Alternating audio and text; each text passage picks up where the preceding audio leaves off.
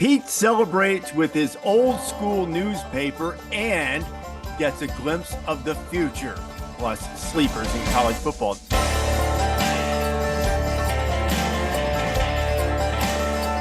This is the College Gameday Podcast for Tuesday, June 18th. Rece Davis and Pete Thamel.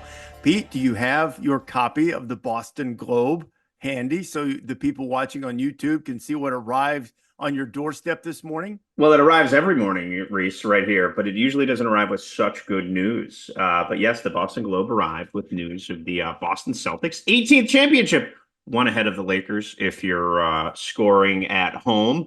Happy for Brad Stevens, who had two Monday nights that didn't go this well in college that we remember. And, good to see him get a championship. Happy for Joe Mazzulla, former West Virginia point guard and I believe Fairmont State head coach. What a path he's taken to be one of the youngest coaches to ever win it. So anyway, a fun night of basketball. That was a celebration. Enjoyed it from the quiet of my home, and it was good to see the boys in green hang another banner.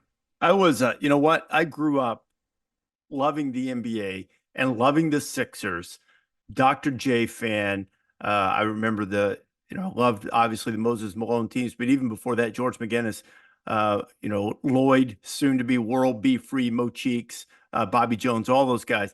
And I grew up hating the Celtics, absolutely hating the Celtics. Always rooted against them to lose. If they played the Lakers in the finals, I hope that both would find a way to lose.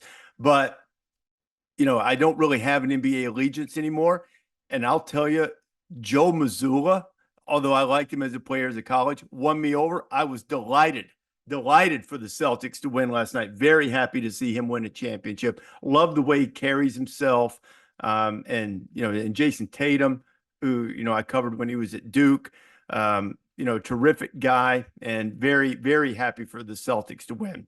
This is one where we can have a rooting interest. What is Pete Thamel like, who often preaches on this podcast? We don't root for teams. We root for stories. We root for human beings to have success.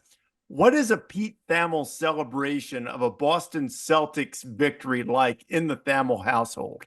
So had a couple of friends over last night to watch the game. And I saw the images on TV of people celebrating in the streets. And I actually was there when the Celtics clinched in 2008. And I was like, I want nothing to do with that slog of humanity. So had a beverage, Rece, and celebrated. Nothing too. I just sort of enjoyed the moment watching the coverage. Just seeing those guys have that moment. We in Boston have watched Jaylen Brown and Jason Tatum since they were 19 years old, right? So you kind of watch them grow up in front of you. Watch Brad Stevens violently deflect any praise, which was wouldn't do any interviews. So that was still pretty on brand for him. He was always reticent to point the finger at himself. So no, it was just to see Joe Mazzulla, who I've got to know over the years, just through different stops of his, just was really, really cool. But no, I was in bed pretty early, and I probably stayed up a little later than normal just to watch some of the celebration coverage and watch knuckleheads climb up on stoplights and stuff. But it seemed not to be too different than any championship here. So no, I'm fairly subdued, Rece. That probably didn't surprise you. Would you have enjoyed watching it with the Apple goggles that you tested out while waiting for your phone information to be transferred? So I went to the Apple store the other day. We were chatting about this offline before we went on, and I'm not a big technology guy. In fact, the trip to the Apple store is usually one of my least favorite days. I probably do it every other year, just because I get really nervous about my contacts moving over, and it just I just don't like it, and it's you have to pay $2,000 for the for the migraine, right? So as they were importing my contacts over, it was going to take a while, and they were like, "Hey, do you want to look at these Apple goggles? Do you want to try this new out? It's the virtual reality headset that you kind of see some knucklehead wearing courtside at an NBA game, and it goes viral." And I'm not a huge tech guy, and I had no interest. Previously, I had no interest in it, but I had 2 hours to kill, so I was like, "Sure, let's do this."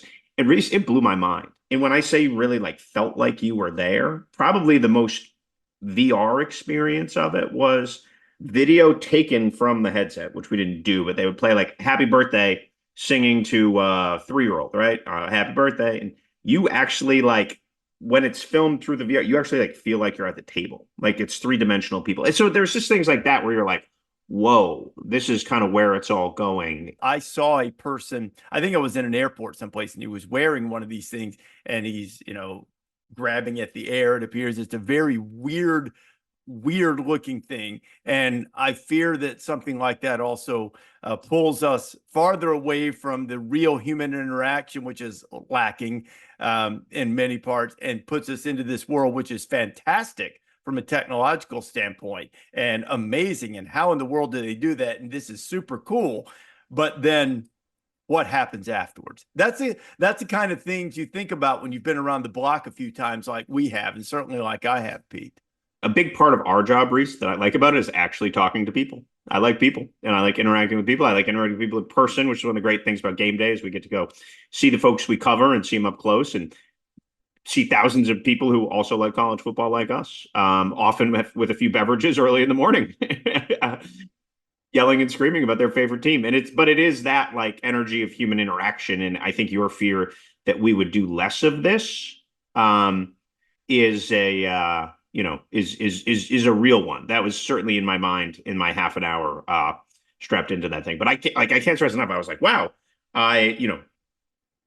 it was cool. They put Avatar on, which is like the best movie you could watch on it. And I was like, I'm swimming with these like big eels. Like I felt like I was in the water. It was like, whoa. And they put like a hit at Fenway Park, and it feels like you're in the first row, like as it's like going around. So anyway, there's exciting stuff happening technologically. We do have some VR goggles that we got the kids a few years ago, and my son actually used them a little bit because you could use them for training as if you were getting live at bats. But the one thing they discovered while he was at Duke, and a lot of the hitters ended up not liking them, is that they could manipulate the pitch, but not the delivery, meaning that the different pitches looked like they came from the same delivery. And so a lot of the hitters ended up not liking those, but maybe as you get more and more, it becomes the actual guy. And I'm sure I'm oversimplifying that, and I'm sure there are some hitters that love it. But those guys a couple years ago when they were doing that weren't wild about it. They tried it, they used it, and then they talked to Coach Pollard and the hitting coach and said, hey, maybe this is not for us. And they moved in a different direction at that time. And as we look to the future, it gets closer and closer. Here we are, a little over halfway through June, a little over 2 months, and we will be in Dublin for Florida State and Georgia Tech. The last time we chatted on the podcast, we talked about some teams who might be a little bit under the radar. And as memory serves, I think we pulled a couple of teams from the Big Ten, pulled a couple of teams from the Big 12. So now it's time, I guess, to go ACC and SEC. Maybe we'll hit, what group is it now? Is it still group of 5? Is it group of 7? Is it group of 6? Is it the outsiders? What are we going to call I just guess this? I don't know what we're calling the Pac-12, right? They're clearly not a power league, and that's no offense to the fine 2 schools in there, but there's only 2 schools. So yeah, are they going to? Do you think they should do a trophy? Whoever wins the Washington State Oregon State game should award themselves a conference championship trophy. They should have this, ostentatious trophy, this ridiculous trophy for the 2 of them is what they should do. That would be amazing. I want to start this right now. I want them to do a trophy and just own it, declare themselves champions of the world. Yeah, basically. It can be like the Pacific Northwest version of the Civil Conflict Trophy, Rece. Remember the Civil Conflict Trophy from UConn and UCF? That UCF had such contempt for even the idea that if they won the game, they just left the thing on the bench. Remember, they didn't even accept it. They're like, yeah, we don't need this. Coach Bob Diaco got a little bit upset that that was mocked. Yes. No, he did not. He did not appreciate the uncivil nature that the Civil Conflict Trophy was. We've really bounced around today, Rece. Yeah, the outlying precincts didn't embrace this idea of a UCF UConn rivalry. No. But the good thing about realignment is they may align again someday too. So you do never know when it comes to that. UConn will be the only independent in college football going forward here. Oh, that's right, because Army Army went to is the AAC. New Mexico AAC. State is now headed to Conference USA. So, and they might have been in there last year, now that I think about it. But yeah, other than obviously Notre Dame, just the Huskies and the Irish rolling in the independent.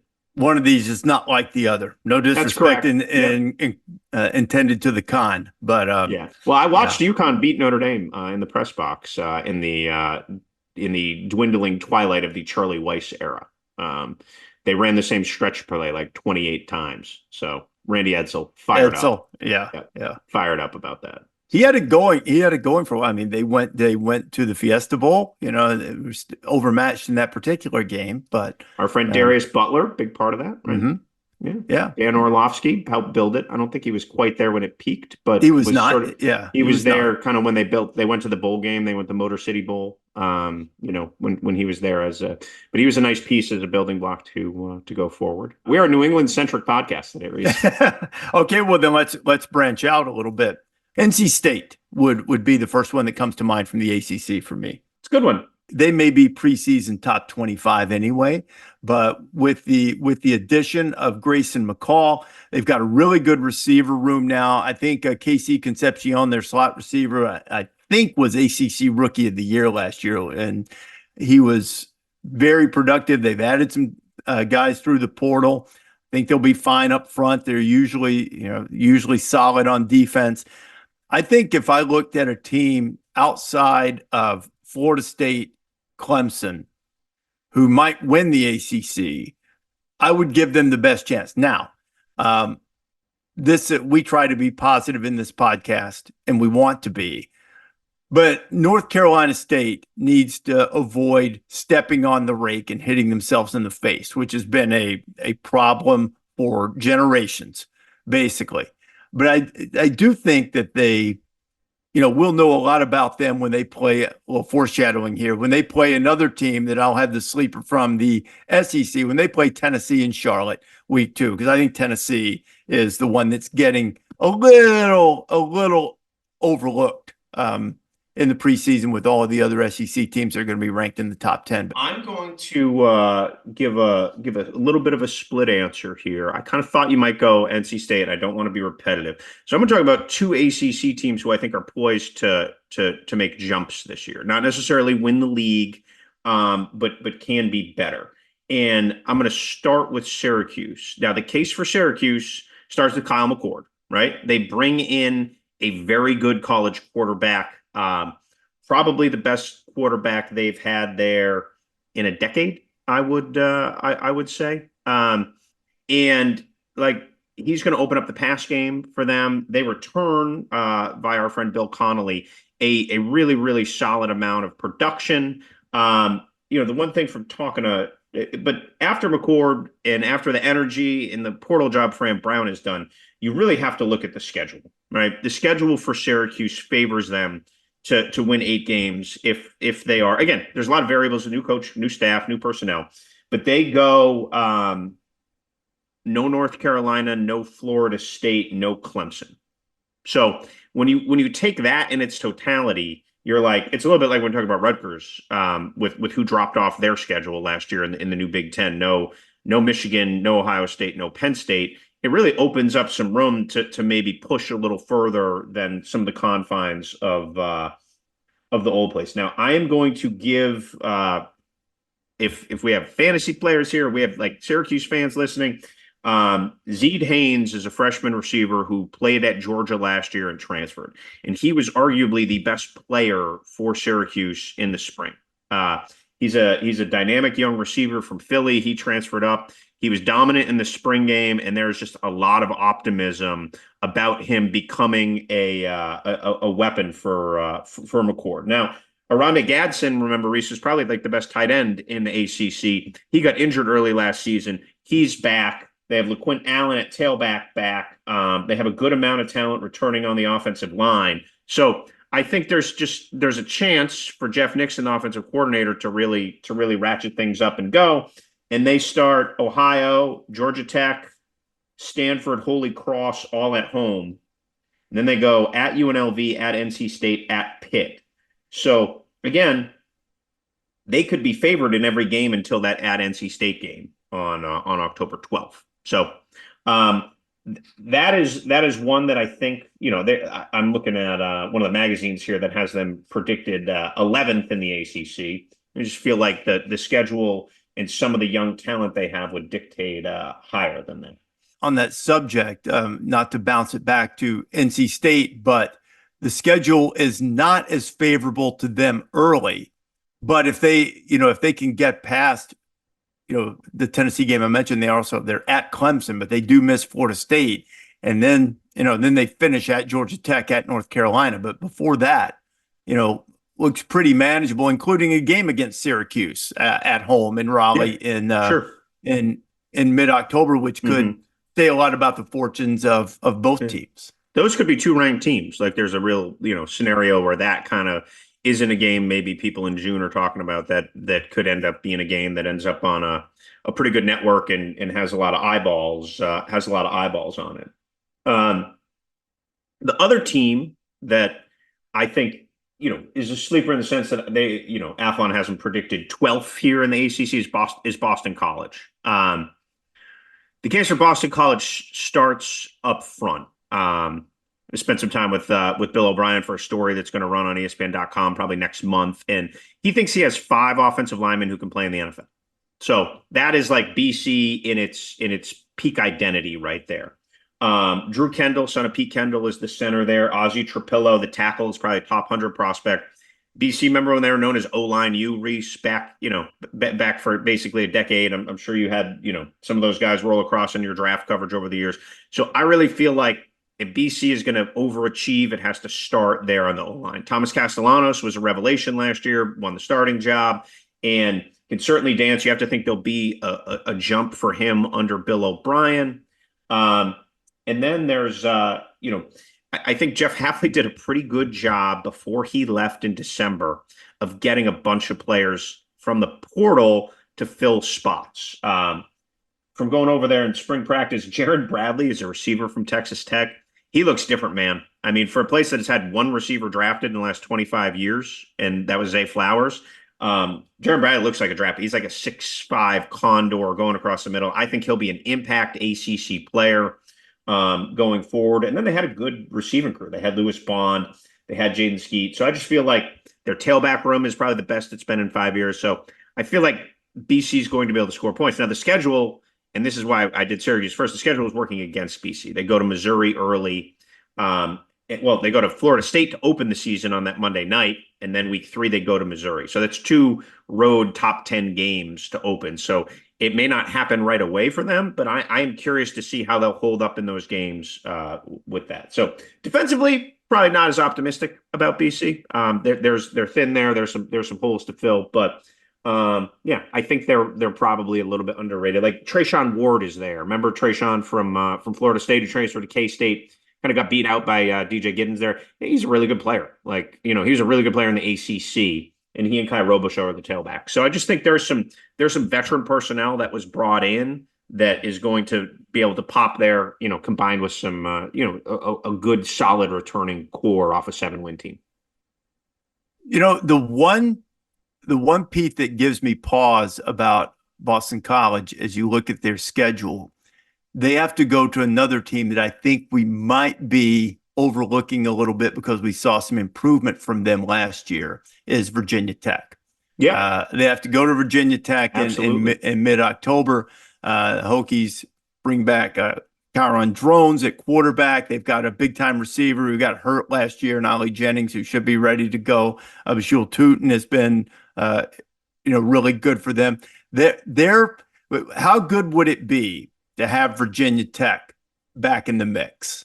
It would be unbelievable, Rece. Like, I feel like one of the cool things about college sports is when places do it for the first time, or when there's a drought and there's that like roar coming back. And you could feel that towards the end of last season when Virginia Tech found itself. And, how fun would it be if Game Day found its way there this year for Enter Sandman, for that fan base? I mean, I think people forget, man, that place rocked for 2 decades. I mean, it rocked. It was one of the best environments in the entire sport.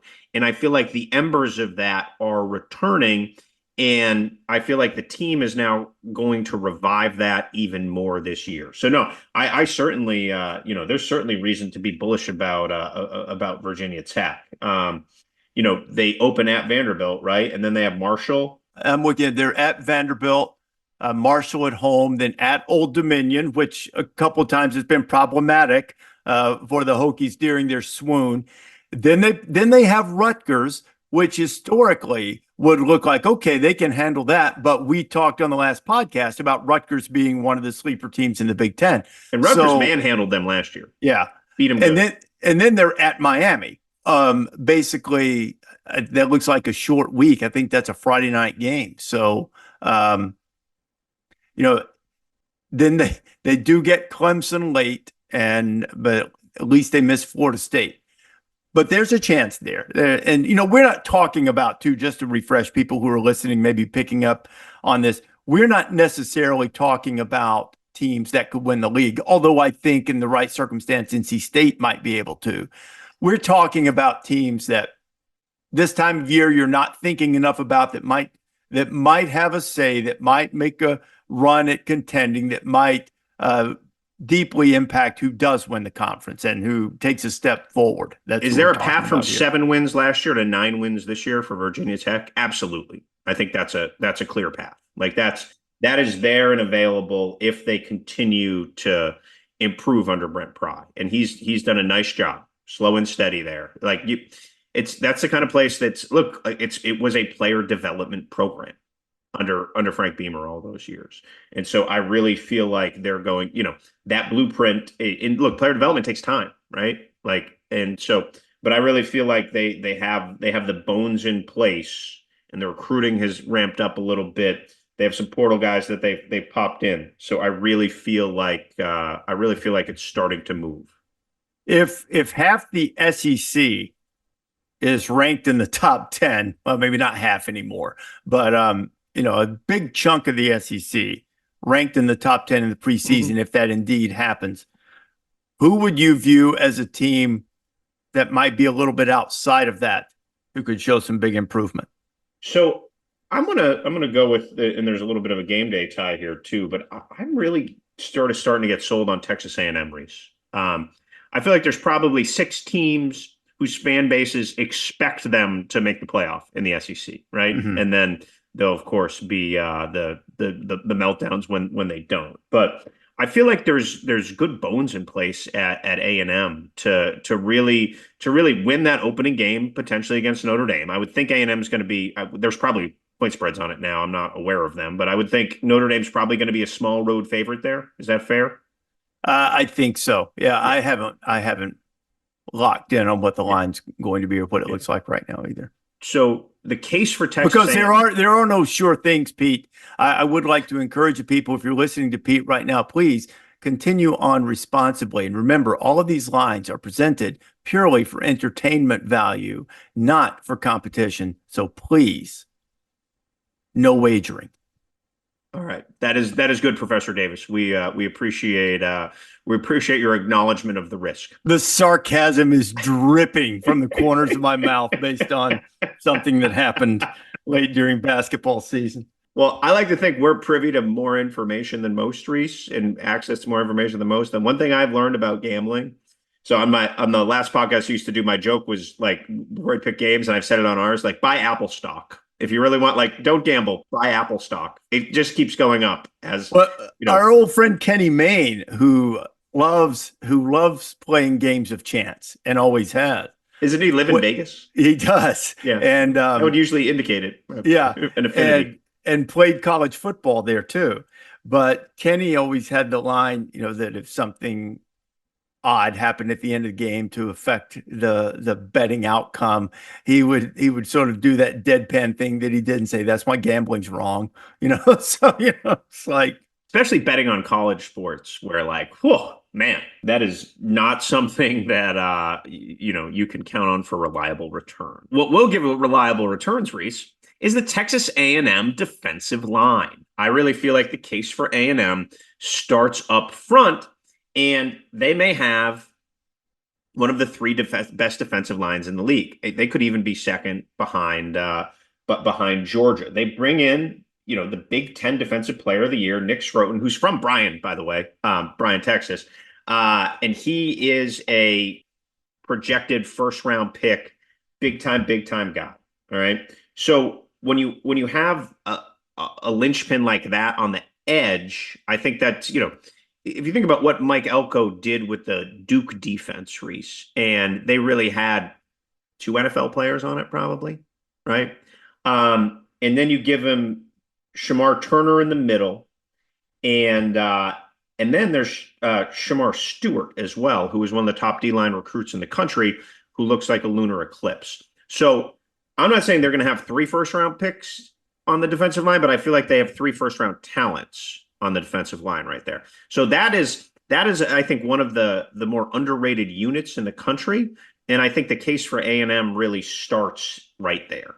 So from there, Connor Wegman has been good, but he's been injured. And I feel like, he could be poised for a breakthrough under Colin Klein. I think the offense is going to open up. But I think the other case for A&M, if we don't want to go too personnel heavy here, is that it was not a connected program under Jimbo Fisher. It was not a unified program. The sum was not greater than the parts. And he has shown from his small sample size at Duke that he can have a connected team. He can lead a team together. And I think he can foster some of the leadership, enthusiasm, and spirit that was missing under Jimbo Fisher and prompted Texas A&M officials to pay more than $70 million for him not to coach the team anymore. But I do feel like that's something that is an intangible that's difficult to quantify, that we won't really know until a steamy night in August, Rece. But I do feel like we can count on Mike Elko for that aspect of it. There is going to be accountability. There's going to be reliability. There's going to be a lot of, there's just going to be a togetherness that hadn't been there. So I am bullish on A&M making some noise. And if they beat Notre Dame, they go McNeese at Florida, not a gimme, but obviously there's challenges at Florida right now.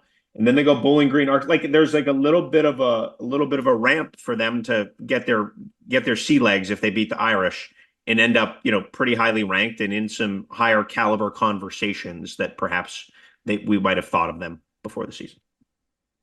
When you brought up their defensive line, the first thing I thought, now I know that they got some transfers coming to them, but what if they hadn't lost a couple of guys, Walter Nolan and LT Overton, who are going to be starters almost certainly at Ole Miss and at Alabama, and especially Nolan, who is big time recruit and a sort of a linchpin for the transfer class that Lane Kiffin brought in at Ole Miss. I think mine's Tennessee, Pete. Not because they won't be ranked in the preseason, but I think with the attention that Ole Miss is going to get, that Georgia is certainly earned and is going to get, that even Alabama with the new coach, Missouri coming off the 11-win season, all of those teams, and Texas, you've got to remember to put Texas in the SEC now. Texas among the playoff teams, I think from last year is the only one returning head coach and quarterback, right? So certainly Washington's not, Michigan's not, Alabama's not. Texas returning head coach and quarterback. All of those programs are going to get the love. I think Tennessee has a good opportunity to be a sleeper. I mentioned the NC State game non-conference in week 2 for them. Now they do have a couple tough road games in the early part of the season. They go to Oklahoma, but I don't know that is overwhelming for them. They go to Arkansas and they get Alabama at home and they get Florida at home in back-to-back weeks. So the emotions will be tested with those 2 rivalry games for them in back-to-back weeks. And then they have a week off and get Kentucky at home too, who also could be on the list of sleeper teams in the SEC, and they have to go to Georgia. So the Vols certainly have a very difficult schedule, but certainly great signs from Nico Iamaleava in the bowl game. They've got Brew McCoy coming back as a wide receiver, needs Squirrel White, to play up to his potential. They brought in some transfers to help They have a tight end coming in from Notre Dame and Holden Stays, who played some for the Fighting Irish. They brought in offensive lineman from LSU, who was a big time recruit, and Lance Hurd. So as you would expect from a Josh Heupel team, I think this team's going to be able to really score. And no disrespect intended to Oklahoma, I'm not sure where I am on the Sooners right now. We'll get, as the summer goes on, get a little more in depth, and my tune may completely change. But at the moment, I look at that and say, well, that's a game Tennessee will win. Maybe I'll change my mind by late August on it. But I think Tennessee has a chance to make a run and be right at the edge of the playoff conversation. Especially, I'm trying not to say that. I'm trying to eliminate that from my vernacular. Not the playoff conversation, playoff contention. Be right on the edge of playoff contention. And I think that they have the opportunity to do that and the personnel to do that. And they've got James Pierce coming back on defense, who is as dominant a guy in terms of being a disruptor as there is in the SEC and maybe in the country. Yeah, I'm a little worried about Tennessee's O-line. I'm not throwing water on your case, because it's a very good case, but I think that's what I want to see from them early. Can they keep Nico upright? By the way, Rece Davis in midseason form with Iamaleava. Very good. You're the one that helped me with it to begin with. You sent me that meme. Yes, that's right. I forgot about that. Yes. Yeah. His brother just committed to UCLA. I don't know if you saw that. Oh, I saw that. I did see that. Yeah, I did. Out that way. So no, I'm excited to see Nico. I just feel like that there's arm talent there. I feel like they need to get him to eat a little bit of barbecue, because he's a skinny cat, man. Yeah, he's lean. Cat. He's lean. That's like part of the protection aspect. You need to keep him upright, because I don't think behind him they have a ton. But a fine pick. And look, I don't think we've done a lot of game days the last 2 years better than Knoxville. Right. Just in terms of pound for pound energy, enthusiasm. And I haven't studied their schedule to know when there's an entree there. But if Tennessee gets hot, that would be a fun return trip, man, because that's a great town. And there's obviously great support there. I don't have the entire schedule across the country committed to memory, but just looking at the Vols schedule, I would say the Alabama game would be a candidate. And maybe if things go well for Kentucky, the first weekend in November. Again, I don't have committed to memory everything that would be up against, but those certainly. Yeah, I think that the Alabama game would be the wheelhouse. That would be if they were going to go, that would say 90% chance it would be for the Tide. Do they like the Tide in Knoxville, Rece? I don't remember. They do not. They do not. They do not care for the men in crimson. They do not. Fair. Yeah. And it's a mutual disdain society, from what I understand. But that's what makes it fun. I think it's really important, as I brought this up briefly the other day, as these schedules get changed a little bit, and you're looking at who you're going to play, and Alabama reacted early on saying, "Wait, we're playing Auburn, LSU, Tennessee, every year."